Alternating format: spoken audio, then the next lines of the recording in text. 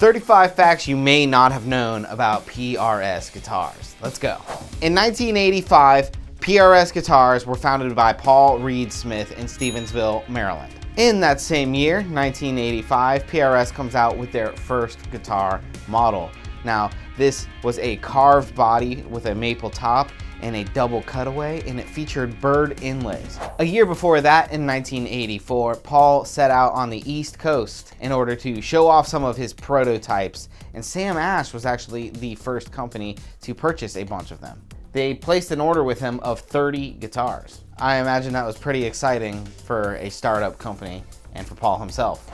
But once PRS got their foot in the door and were well into guitar production, they also started to make guitar pickups. The pickups that they made were PRS standard treble and PRS standard bass pickups. 1986 rolls around and PRS made its 1,000th.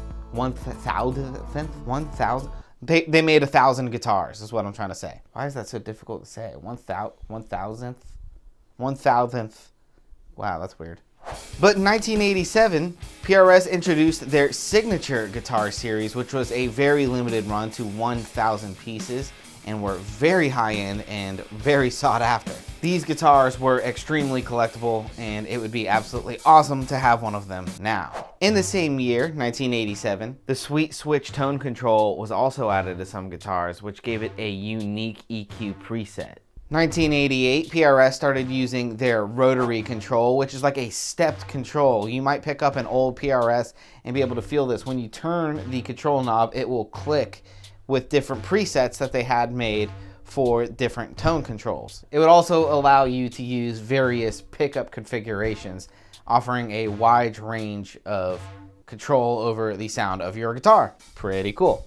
It was only a year after that PRS started offering the CE model, which was a bolted on neck onto the body. Now we're going to the 1990s, the early 1990s, 1992 to be exact, where PRS started using a double action truss rod in their guitars. Originally they were single action truss rods, and now they moved to the double action truss rods, which was great because it allowed for more flexibility with tweaking the guitar. If you had a bowed neck or a flexing neck, you would be able to adjust that a little bit more easier with the double action truss rod. A lot of people claim that it actually made the guitar a little bit more stable overall, so it's a win-win. Then the PRS Dragon model was introduced, which featured a really insane dragon inlay on the fingerboard, looking absolutely beautiful and extremely expensive, but one of the coolest guitars ever produced by PRS. The Dragon was super intricate and took up almost the whole fingerboard. In 1994, Paul Reed Smith releases a guitar with a shorter, fatter neck and a stop tailpiece called the McCartney Model. Personally, these are some of my favorite guitars in the PRS production line. That fat, chunky neck is absolutely awesome, and the stop bar anchored onto the body is just an added bonus for me. Fun fact though, when Paul was doing research on these guitars, the name Ted McCartney kept popping up for him in his research.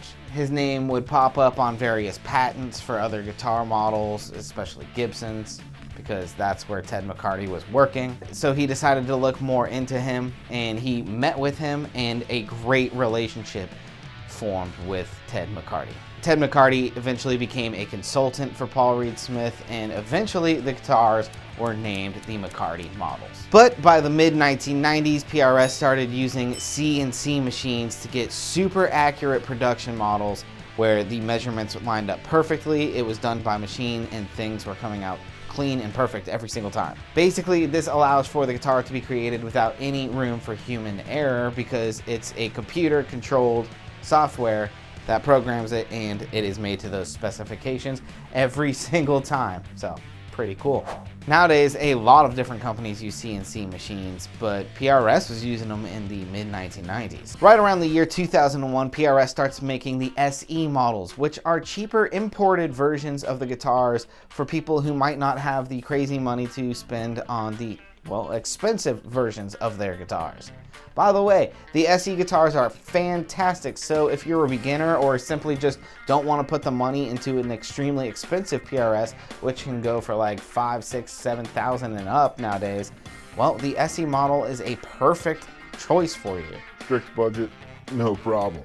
By this time, PRS had also moved to Kent Island, Maryland, where they moved to a 20,000 square foot location, and it allowed more room for luthiers, and also the crab cakes up there are absolutely fantastic. I actually went up there and tried some of the crab cakes when I visited the PRS factory. Dude, it was so good. 1996, the same year that PRS moved to Kent Island, they also introduced the private stock line, which are some of the finest guitars that you can buy from PRS. Very expensive and very beautiful guitars. The nicest that they have to offer, if you will. To this day, the team of private stock luthiers remain smaller and are some of the most highly skilled guitar builders in the world, building some of the best guitars that money can buy. When I was doing the tour over at the PRS factory, there might be 100 people working on a guitar. So you start out with somebody who might be sanding the guitar body or the neck, and it moves to the next stage in the guitar's production. Guy number 55 in line might say, oh, this is not up to my spec, and he can send the guitar all the way back to the start if he wanted to start over or to have the proper quality control that is needed for the guitar to sell. And that is a small detail that I really like about PRS guitars, because every single one that you pick up is fantastic. In 1997, the Hard Rock Cafe put a McCartney model on top of their building, like a giant version of it. It's like 65 feet tall, and it's on top of the Hard Rock in Maryland. Okay, in these videos, I always talk a little bit about lawsuits and lawsuits that might have happened for other companies during this time. Well, PRS, let's talk about the lawsuits involved in your life. Our boys over at Gibson Guitars were at it again. Those guys are like sue happy, it's crazy. They launched a multi-year lawsuit against PRS over rights to the single cut guitar that PRS had created. Single cut meaning that it has one cutaway.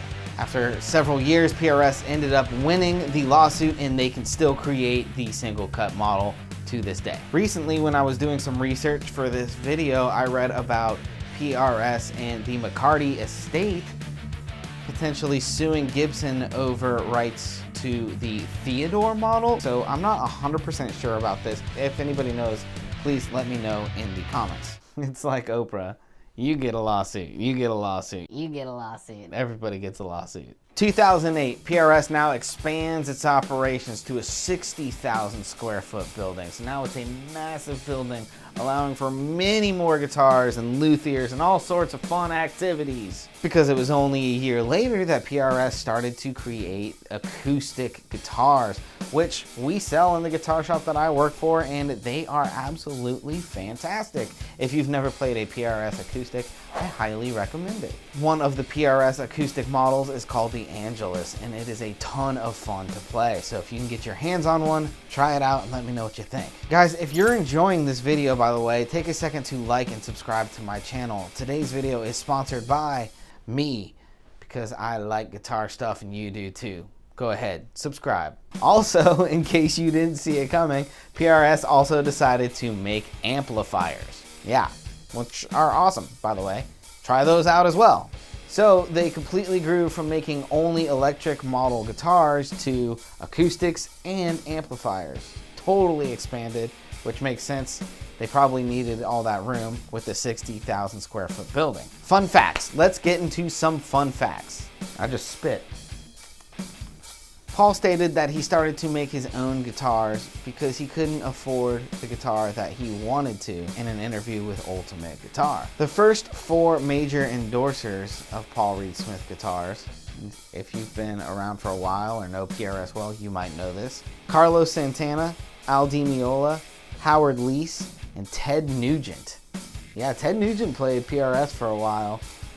I don't really remember that, but I might not have been paying attention at that time, I guess. Mark Tremonti also stated how he always wanted a PRS guitar. Eventually, he did become an endorser for the PRS line, but even cooler, Mark has a one-of-a-kind exotic explorer-shaped body made specifically for him, and you can see it sometimes in live videos, or I think he still plays it to this day in concerts.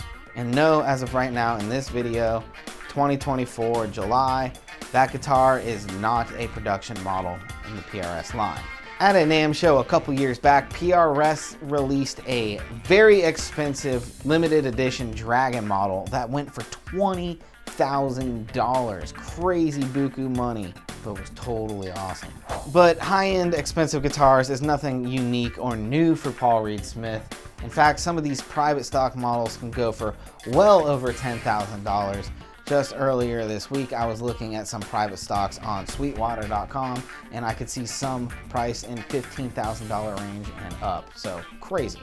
Of course, with these extremely expensive guitars, you get some of the nicest looking, nicest quality maple tops on the planet as far as I'm concerned, and some of these guitars are absolutely stunning. The kind of guitars that you'll break your neck when you turn to look at them because that's how beautiful they are.